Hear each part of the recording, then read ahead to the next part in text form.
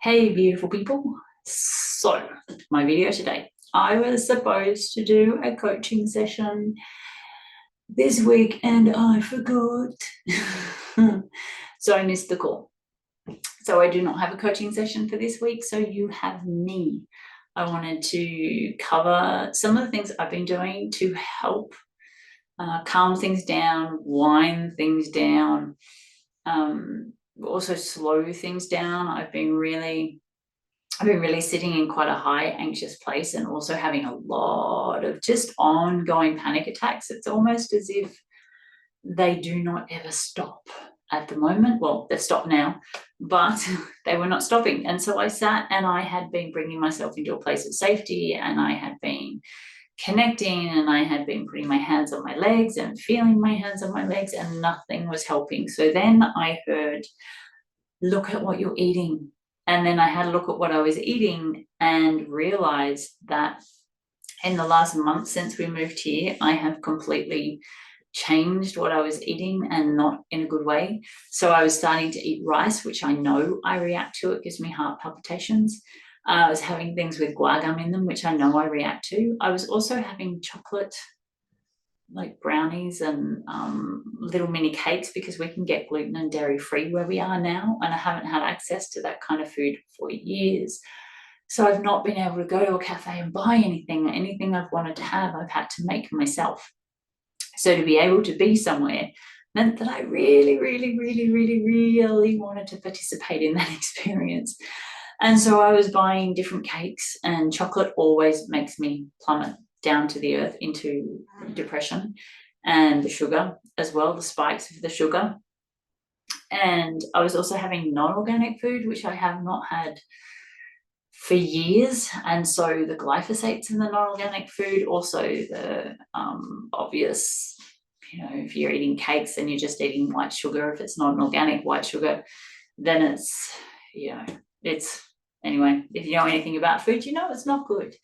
And it left me in a really bad state, just anxiety wise and fear wise, and just this constant undercurrent of just really not feeling safe, more than I usually do. And then a couple of beautiful people commented on my posts about going carnivore, which I had tried before, but I did hear those comments, and so I thought, okay, I'm going to take another look. And then what I realized was that last time when I went carnivore, I was also in the middle of my eating disorder. And so I went from vegan to carnivore, but I was still restricting. I was still starving. I was still not eating enough food. I was not eating enough meat to keep myself going, the same as I was not eating enough of vegan sources of food to keep myself going. I kind of messed up both of those. But even being on a healthy vegan diet, it's not sustainable for me.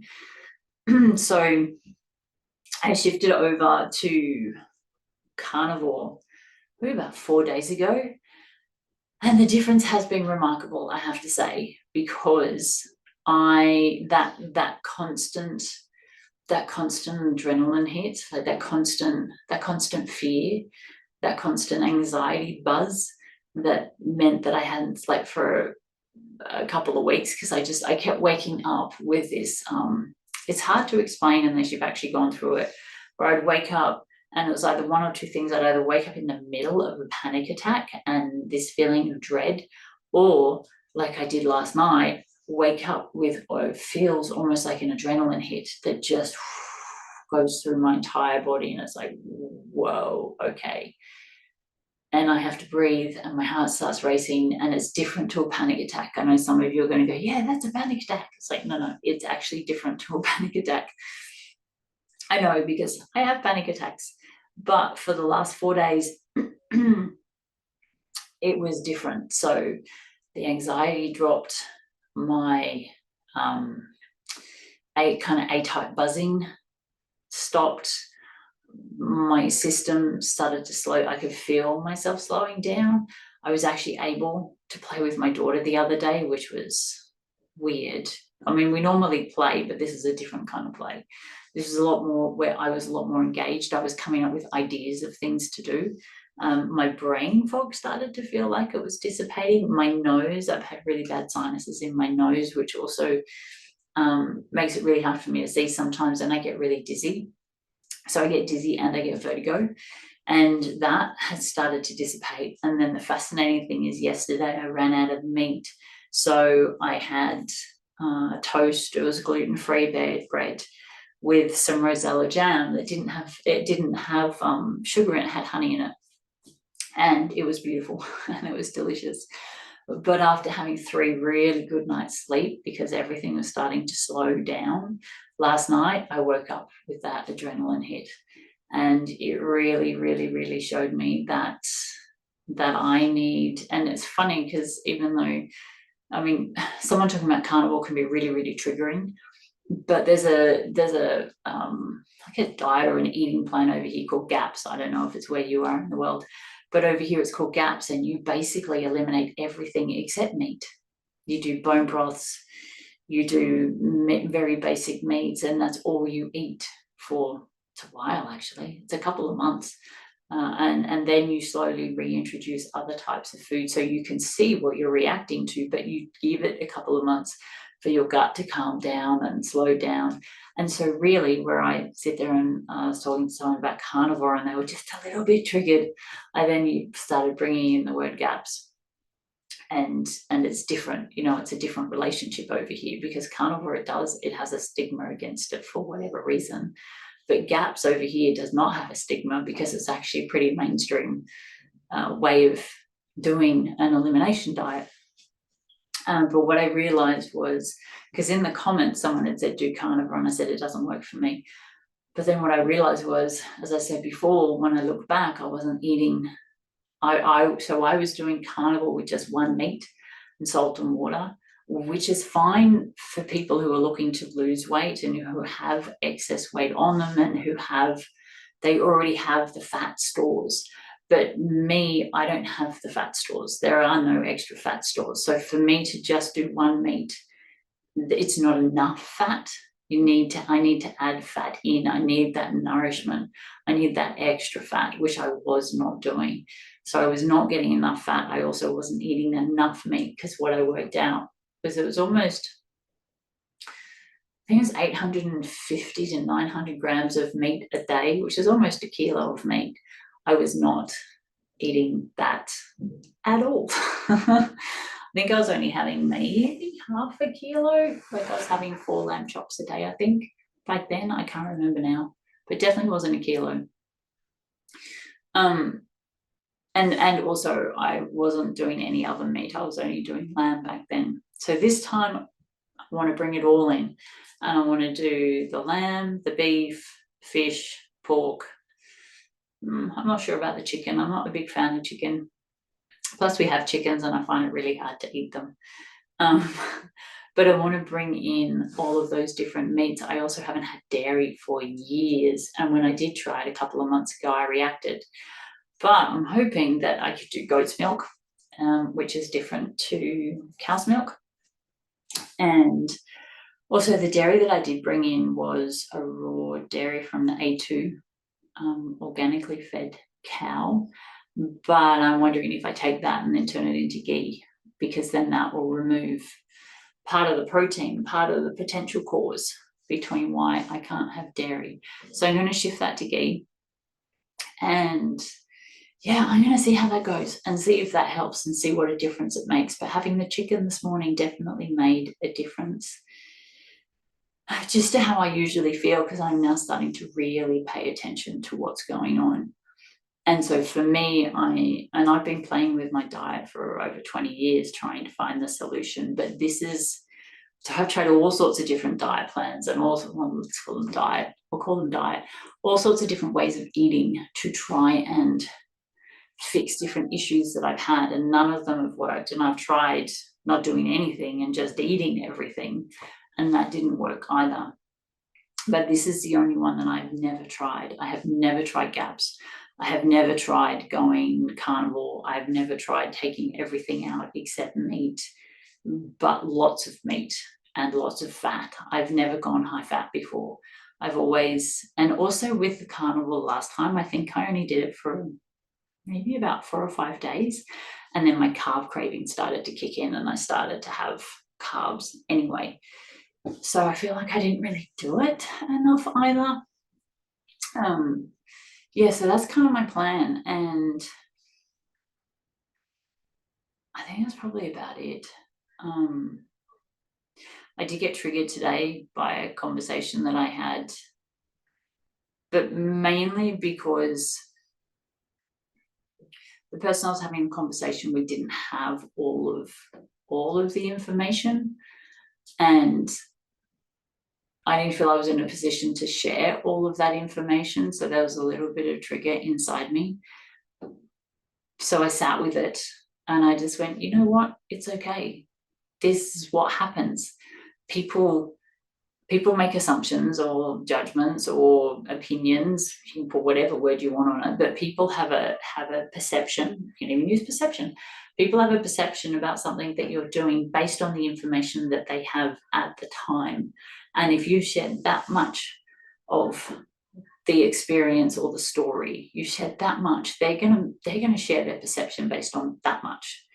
And that's what happened. It was a perception that was based on that much information. And I felt that trigger and I went, you know what, I don't need to react to this because it's shared on it was shared from a loving place, it was shared from a kind place, it was shared from a genuine place. It just didn't have all the information. But I also didn't share all the information. So I was just listening to that part of me going, there was a time where I would have reacted in that I would have felt that I had to justify myself or I had to fight back or I had to share all the information. And this time around, it was kind of like, no, it's okay. It's okay for someone to have a perception or an opinion of me based on a very small amount of information that they have. That's okay. And I need to be okay with it. Oh, so yeah, that was that was a bit of a moment this morning, but I'm very proud of myself for not reacting. And what else? I have a cat meowing at the door to come in. I think that's pretty much it. I have, so that, I don't know if you've been watching that's right, I don't know if you've been watching my videos, but there's a guy that has an attraction to me that I've made it very clear that nothing is going on. And yesterday he sent me a very inappropriate text message and I asked him to stop again. And then I heard a friend say to me, when are you going to set a boundary and actually say, you know what, I'm done. I'm done. I'm done. I am done interacting with you because you are not hearing me. You are not hearing me say no. If you were hearing me say no, you would not be sending me these text messages. And when I sent him the message saying, can you stop with the comments, please? Enough is enough. Just please stop. He sent me a message going, oh, I don't want to make you uncomfortable, but I'm just having a bit of fun. And I read that and I thought, you're having fun at my expense though. And then my response to him was that we're friends and friends do not share text messages like that unless there is an agenda attached. And I'm not interested. I will never be interested. I'm not going down this path with you. So you need to stop the comments. So I'm going to see if that ends the comments. If not, I have a very strong mind. And as much as I appreciate everything that this person has done for me, and I have this guilt because I know that when he finishes doing what he's doing at his friend's place, he's going to want to come back here. And there's that guilt inside of me going, oh, but what if I let him down because he doesn't have anywhere to go? What if I'm it's that part of me that wants to rescue. What if I'm the one that can rescue him and save him? And he does so much amazing work for me around here that I really, really appreciate. But then there's also that part of my brain going, yes, but if you had the money, would you not just hire someone to come and do the work for you and be happy with that instead of trying to get it for free and sacrificing yourself along the way? So that was a really big moment of realizing that I am sacrificing myself because of lack. because I think I can't afford to pay someone else to come and do the work that he's doing for me. It is in exchange. He's left all sorts of stuff here. So he also used to live on my property, so he had a long time of free rent. And also I am paying him a little bit of money, just not as much as if I would be if I had someone here doing it that was not doing something in exchange.